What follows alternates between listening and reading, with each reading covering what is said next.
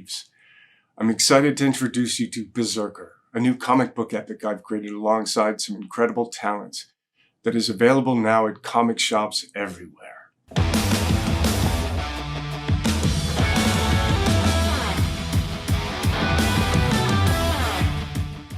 It is a dream come true to create BRZRKR and collaborate with legends in the industry like writer Matt Kindt, artist Ron Crabtree, letterer Clem Robbins, and artist Raphael Grandpa, providing character designs and covers, along with the great folks at Boom Studios. Creating and co-writing BRZRKR is a thrill, as I've loved comics since I was a young kid and they have been a significant influence on me artistically throughout my career. This is a story about an immortal man cursed with power, forced into violence, and searching for meaning in a life consumed by chaos. We're excited for you to join us on the BRZRKR's journey to find peace.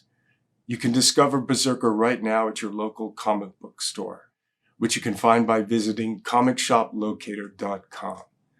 Thank you, and I hope you enjoy. Mine. The idea of it was, fun in the sense of not necessarily, kind of hyper-violence. Like, I was talking to the director of John Wick, Chad Stahelski, and he's like, so what are you thinking about? I'm like, well, I've got this idea, and I just want to do this thing where, like, the guy punches through someone's chest, and rips an arm off, or slices someone in half, and there was just kind of, and maybe fights through different eras and times. He's a Viking. He's in the,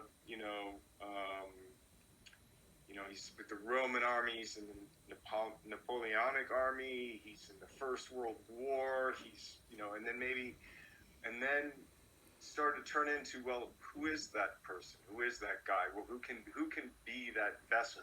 What's that story? And then this kind of origin story of, I don't want to give too much away, but basically, his dad's not immortal. So, and then that turned into the kind of potential of this guy who's kind of cursed. He's compelled to violence, but he's also, he doesn't want to. He doesn't want to kill. He doesn't want, he finds life precious, but he's got this, he can't die.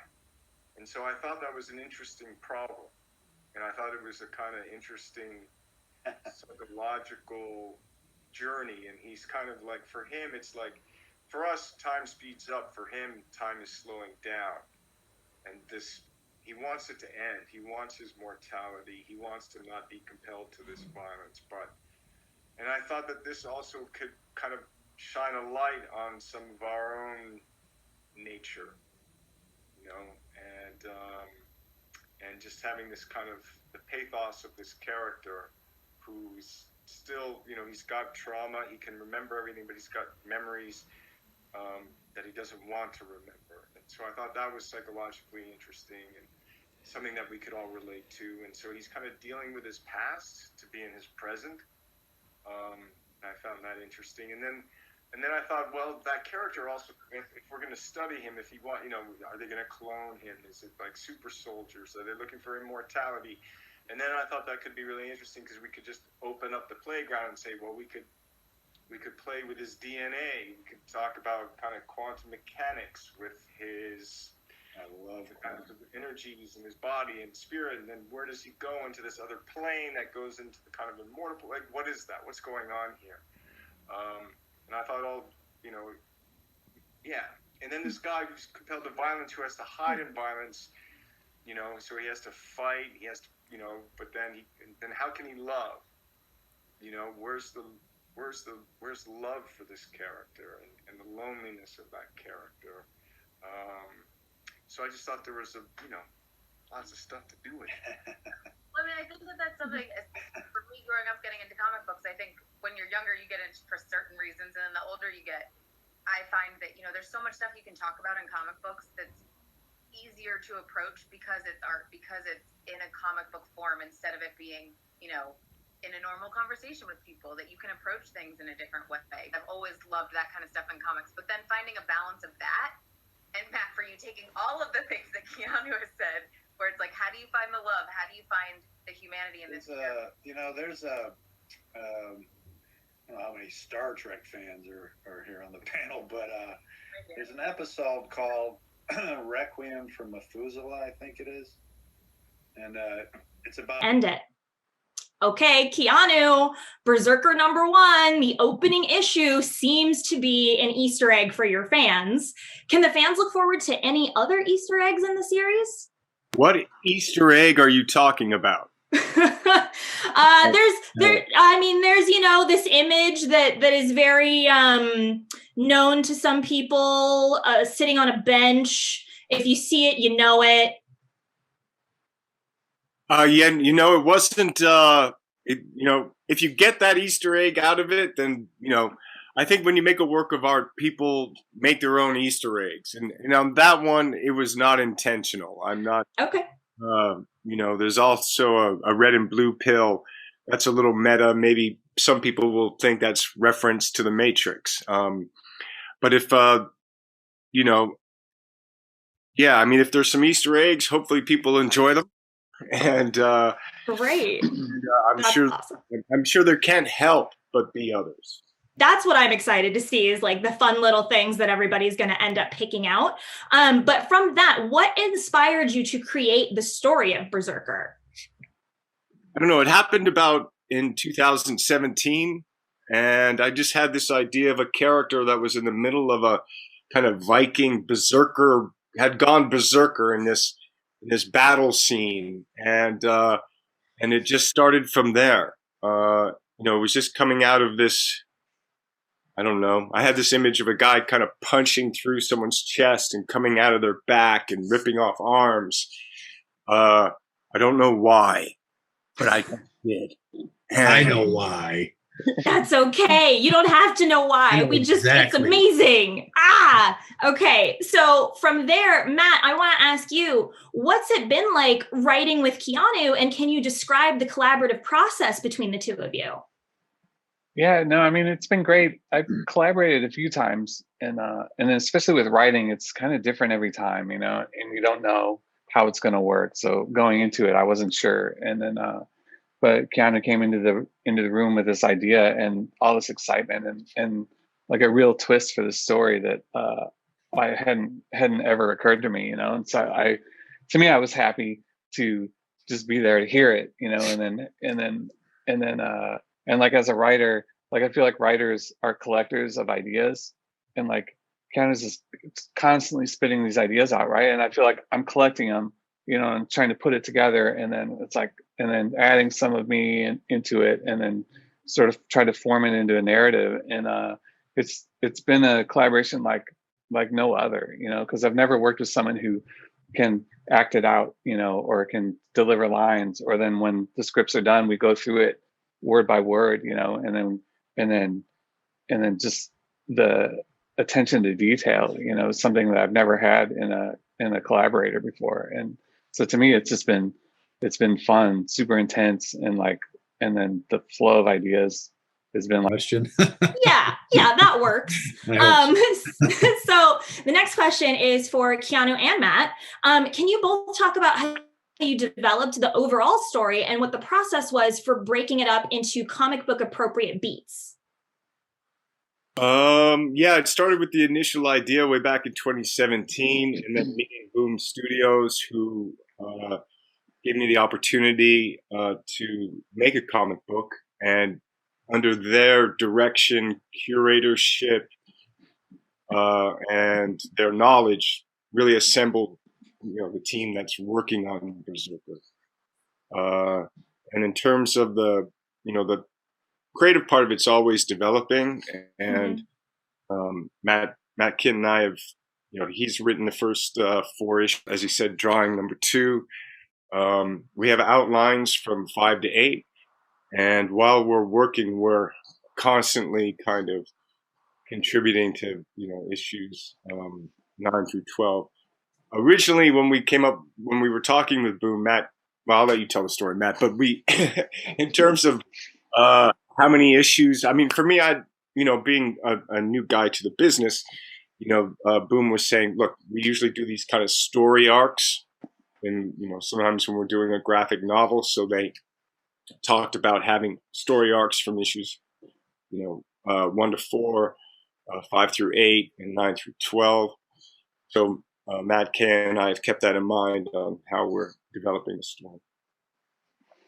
Yeah, no, I remember the first meeting we had, we just talked about the overall story, like who is he, what does he do, like what's the scope of it. And I just remember going back to my hotel room that night, and I was like, I think this has to be 12 issues, because we hadn't really talked about like how long, And so the next day, so that's and I was like, it's got to be 12 issues. It starts 80,000 years ago. Like this isn't a 4-issue series or 6. It's got to be at least 12.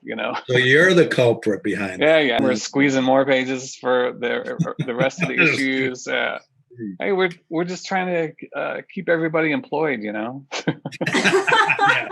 Keep the economy going. It's a big story. Well, I personally am grateful. 80,000 what are you most excited for fans to see? One moment. Oh man. I mean, we took all the good ones. I mean, there's so many. Issue 1, that moment when B is holding the heart and he's eating the heart and looking over at the kid, and when the little baby bites the breast, Tiny B. Called back to favorite. I'm really interested to see the quantum stuff. I'm trying to figure out how you can put that in there.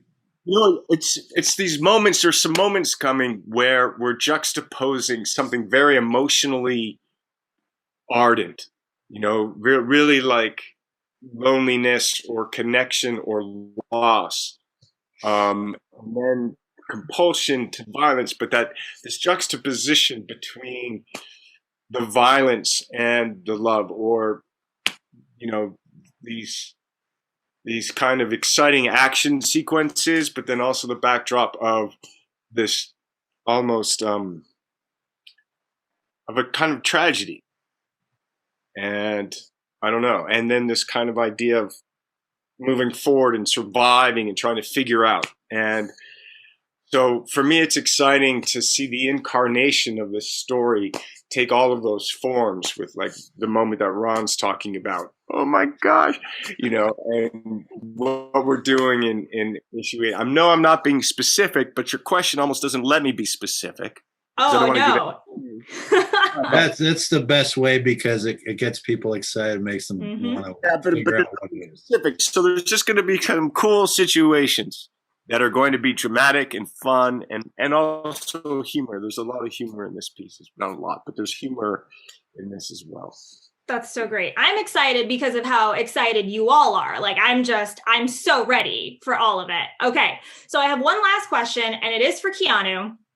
And this is like a personal question for me. I've seen like 1 or 2 of your movies, and there's something I've noticed that like you tend to say in them. Like, so are we going to get a moment maybe where we hear B go, "I need guns, lots of guns"? Like, is that something that might happen? Okay, so that line is out of the Matrix film. Director John Wick. Chad Stahelski, and I just was like, Chad, we can't do that. And then Chad was, we can't.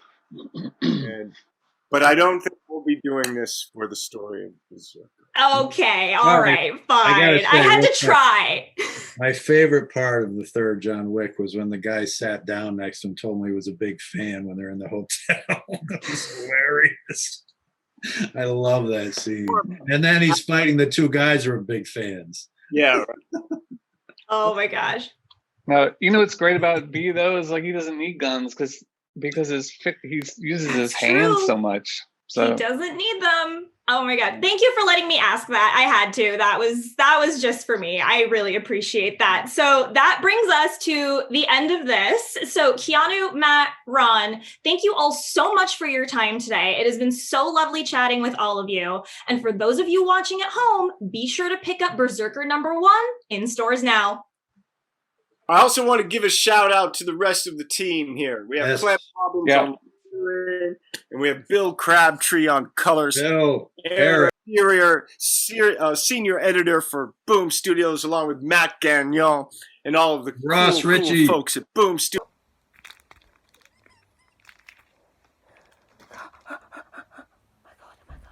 Try not to rip it. Try not to rip it. Try not to rip it.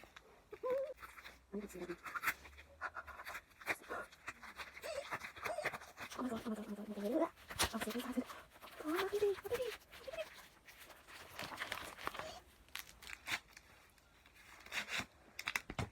My baby. BRZRKR.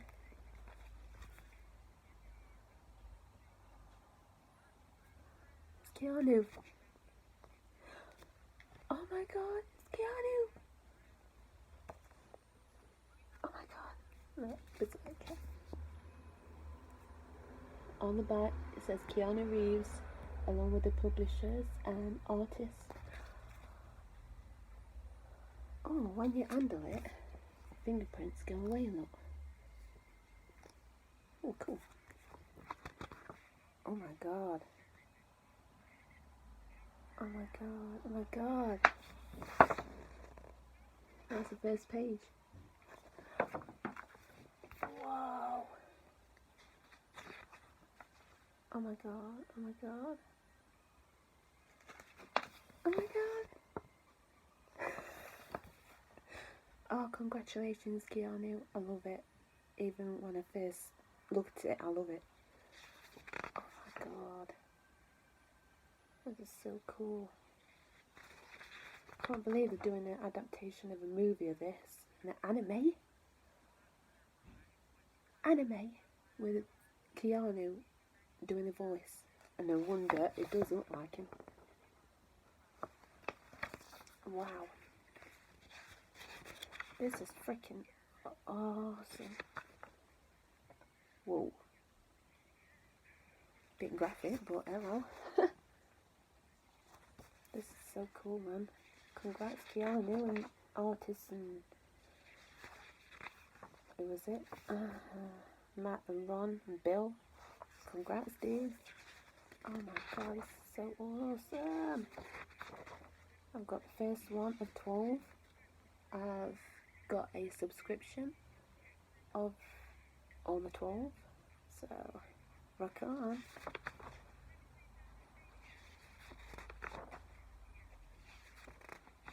Driving, explosions, airplanes.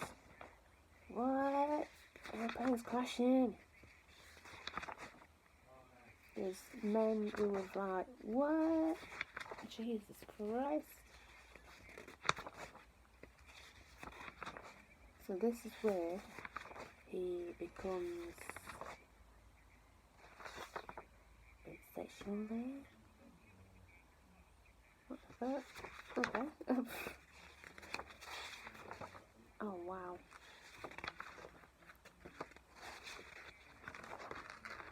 Wow. Where's Keanu in this? Not on the back. Oh, hello. And the last page, it's wow.